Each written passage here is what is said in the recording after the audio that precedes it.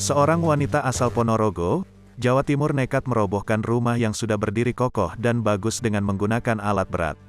Bukan tanpa alasan, aksi nekat yang dilakukan oleh wanita tersebut lagi-lagi karena persoalan perselingkuhan.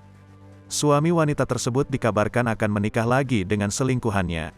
Mendengar kabar tersebut, wanita itu pun bergegas merobohkan rumah yang dulu dihuni bersama dengan suaminya hingga rata dengan tanah. Video detik-detik saat pembongkaran rumah dengan alat berat yang dilakukan oleh Sudarmi pun viral di media sosial.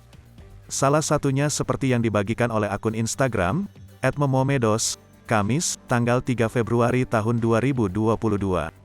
Sementara itu, aksi pembongkaran rumah yang dilakukan oleh Sudarmi dilangsungkan pada Rabu, tanggal 2 Februari tahun 2022, sore hingga Kamis, tanggal 3 Februari tahun 2022, pagi, sebagaimana dilansir dari tribunnews.bogor.com.